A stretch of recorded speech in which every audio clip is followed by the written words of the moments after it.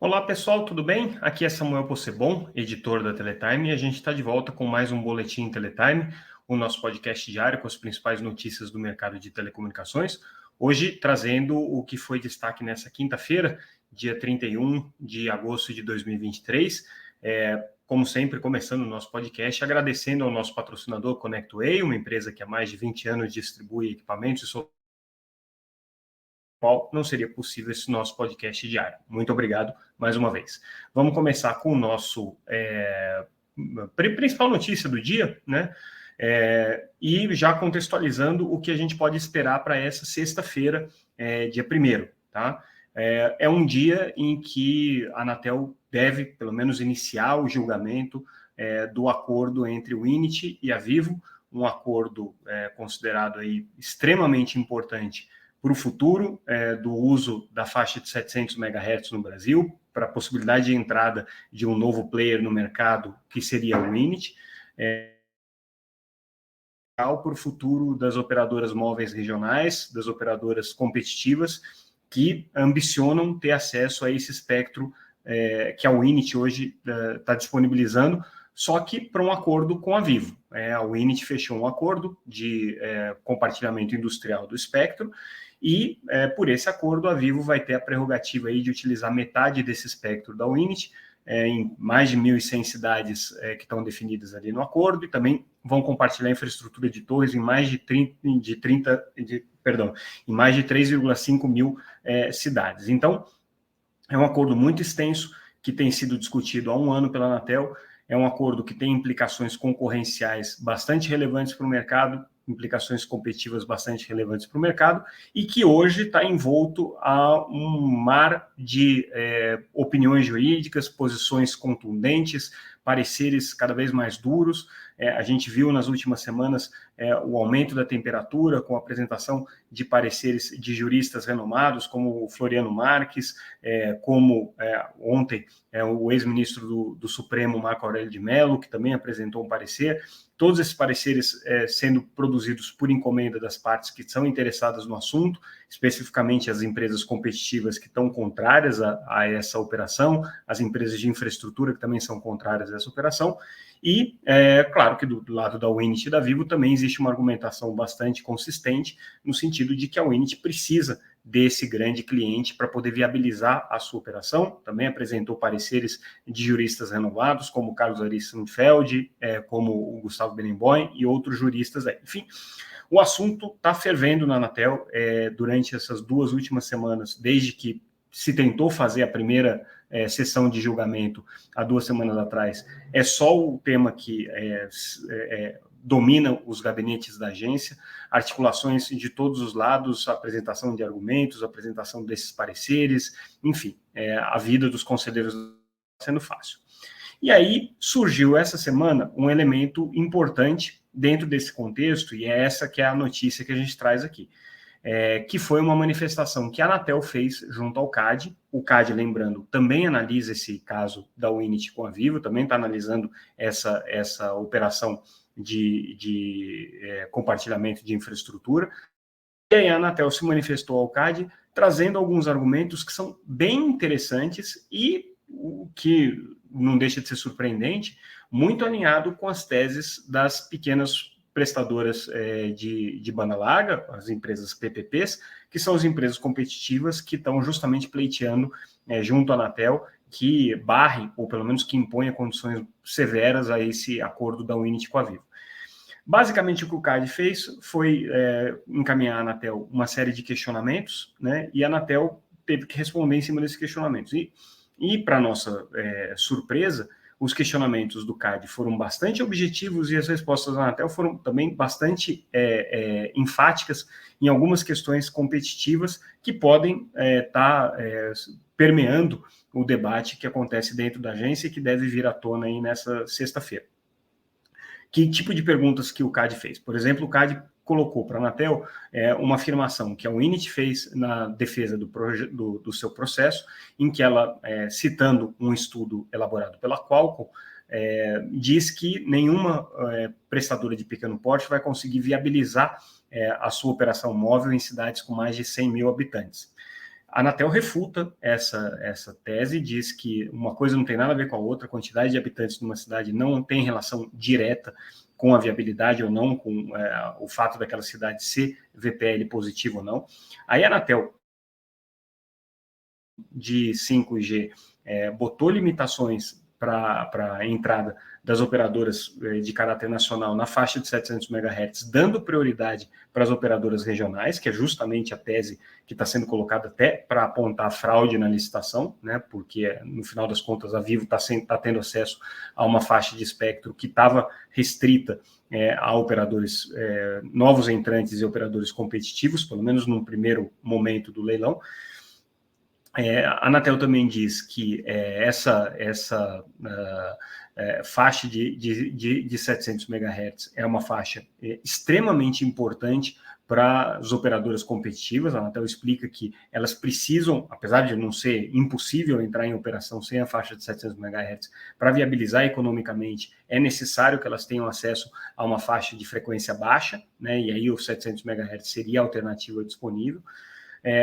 Também na mesma linha, o CAD pergunta se para Telefônica é essencial ter a faixa de 700 MHz para evitar o estrangulamento da sua rede. A Anatel diz que não, diz que a Telefônica tem outras faixas de espectro, para ela não é essencial a faixa de 700 MHz, ou seja, a Anatel está colocando argumentos aqui junto ao CAD que são bastante alinhados, bastante próximos aos argumentos que os pequenos prestadores estão utilizando para defender a sua posição. Isso quer dizer que o voto do conselheiro Alexandre Freire, que é o relator dessa matéria, vai seguir esse entendimento técnico? Não. A gente sabe que o que está sendo construído nesse momento, por parte do conselheiro, é uma tentativa de conciliação, construindo um conjunto de remédios, né, para que essa operação possa ser aprovada, mas que dê algumas garantias aí para que os pequenos prestadores tenham pelo menos a chance de acessar esse espectro. É isso que o conselheiro está buscando, mas, segundo os comentários que correm nos bastidores, ele não está sendo hábil o suficiente para conseguir conciliar todos os interesses. Então, assim, a Winit já teria concordado com uma nova proposta, a Winit e a Vivo já teriam apresentado uma nova proposta, isso a gente até destacou aqui no momento em que ele divulgou a primeira parte do seu voto, cerca de 80 páginas, há mais de um mês atrás, né, em que ele divulgou essa primeira parte, que não era a análise propriamente dita, mas era o relatório, né, o que tinha acontecido até então. E ficava claro aí que o Vivo e a Winit tinham apresentado uma segunda proposta. Mas o que a gente sabe também é que entre os outros conselheiros a pressão tem sido muito forte. A gente sabe que existe um voto, já é praticamente certo, contrário à operação, ou pelo menos assim, muito restritivo à operação, que é o voto do conselheiro Moisés Moreira, que já se manifestou publicamente com relação a esse assunto. A gente sabe que outros conselheiros estão tentando encontrar uma alternativa, e a grande expectativa é se a Anatel vai conseguir colocar remédios para condicionar essa operação, ou se a Anatel nem vai chegar nesse ponto, já entendendo que haveria aí possibilidade de um entendimento de que houve fraude na licitação. Pesou muito o parecer do ex-ministro Marco Aurélio Mello, o fato dele ter trazido o elemento da judicialização, ter apontado que, em caso da operação ser aprovada, isso poderia suscitar até ação civil pública contra os atores da Anatel. Tem um peso, tem um significado. Tem um detalhe curioso nessa história, que é o fato de que o ministro Alexandre Freire colaborou muitos anos com vários gabinetes do Supremo, inclusive com o gabinete do ministro Marco Aurélio. Então, existe aí um componente histórico de relacionamento entre e o Supremo, né, e especialmente com o conselheiro, com o ex-ministro Marco Aurélio. A gente sabe que no mundo jurídico essas teses antagonistas são aceitas, e nem isso não quer dizer que existe, né, um mal-estar de lado a lado, mas certamente pesa, né, o fato de você ter um ex-ministro do Supremo dando uma posição tão contundente com relação a esse caso. Existe uma especulação de que a Anatel vai, mais uma vez, postergar essa decisão por conta de um pedido de vistas. A gente não confirmou essa informação até o final dessa noite. Então, a informação é que a reunião está mantida, deve acontecer, e vamos ver quais são os elementos aí que vão ser trazidos. Mas é interessante notar que, pelo menos ao CAD, a Anatel já se mostrou bastante propensa aqui a acolher os argumentos do ponto de vista concorrencial, né, das empresas de prestadoras de pequeno porte.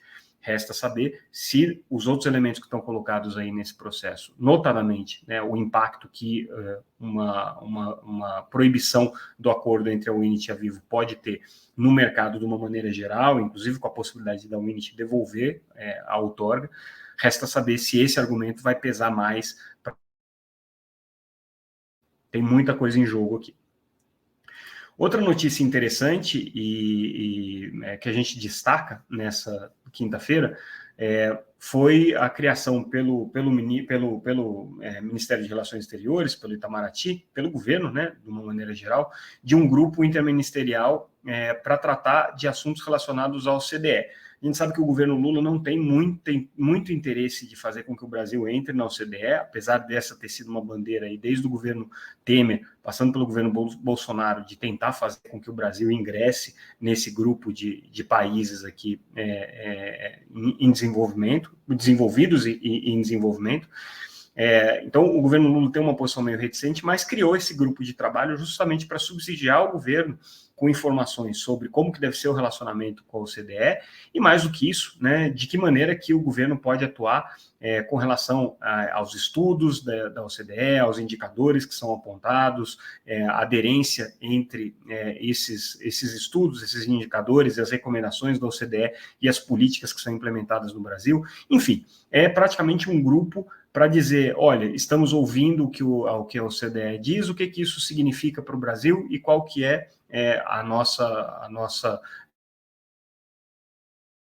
Porque ainda que o governo não goste muito da ideia do Brasil entrar na OCDE, a OCDE é uma referência, principalmente do ponto de vista de políticas públicas, uma referência do ponto de vista de indicadores econômicos e sociais, é uma referência também do ponto de vista de boas práticas regulatórias, e, querendo ou não, o Brasil olha para isso com atenção, o corpo técnico do Estado olha para isso com atenção.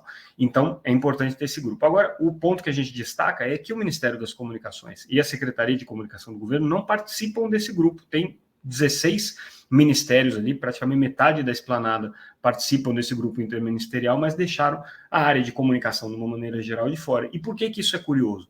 Porque a gente lembra que, em 2018, o Brasil encomendou um estudo para a OCDE sobre a área de comunicação, regulamentação de telecomunicações, regulamentação de comunicação social, de radiodifusão, transformação digital.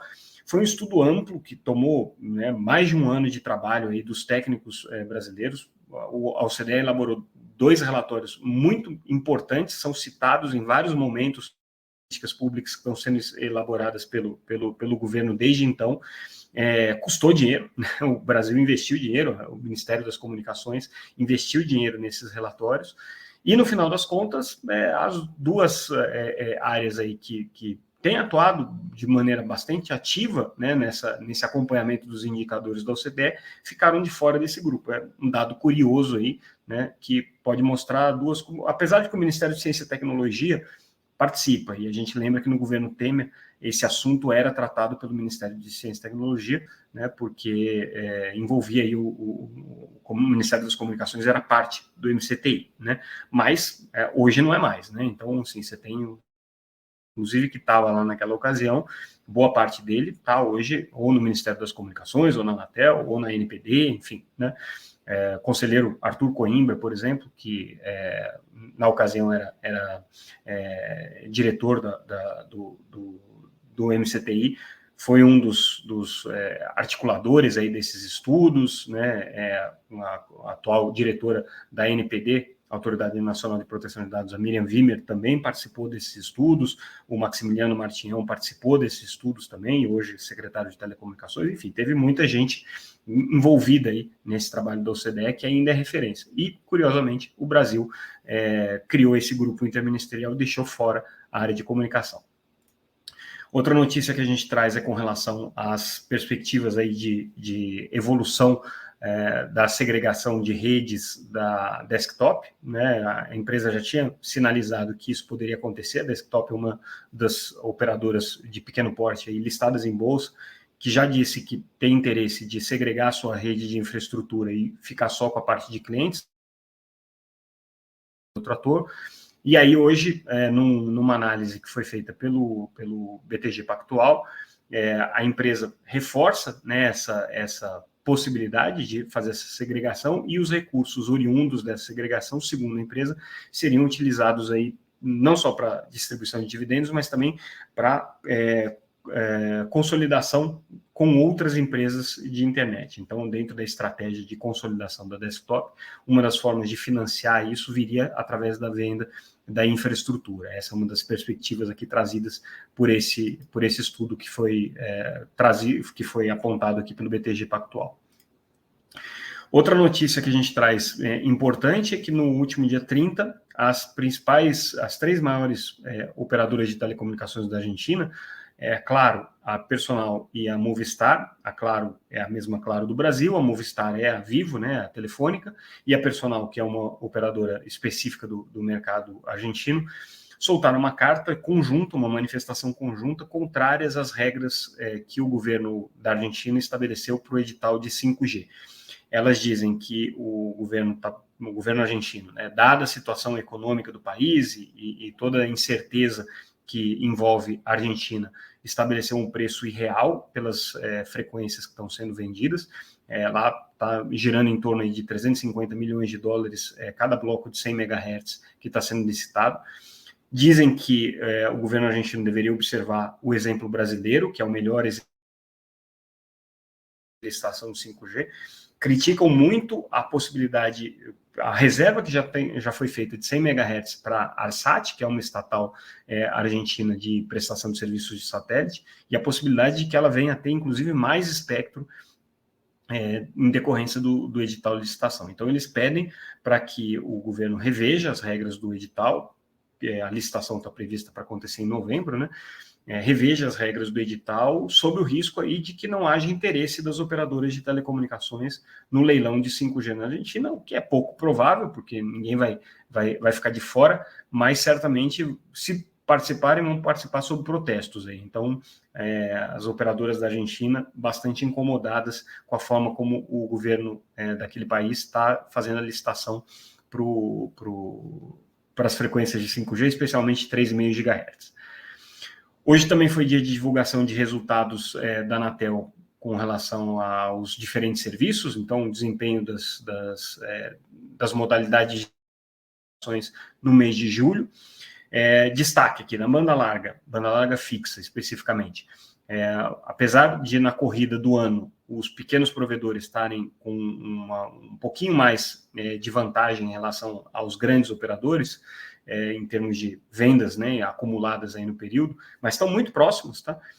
No começo desse segundo semestre, no mês de julho, as grandes operadoras se destacaram, conseguiram vender mais do que as pequenas prestadoras. O que é interessante, claro que esses números ainda podem sofrer ajustes no mês que vem, como a Anatel normalmente faz, mas é interessante porque isso daqui está em linha com uma matéria que a gente fez mostrando que a Claro, por exemplo, ia parar de ter uma postura passiva com relação aos pequenos provedores e ia ser mais proativa na concorrência com eles. Então, ia baixar preço, ia entrar nessa guerra de preço para não deixar os pequenos provedores tomarem mercado.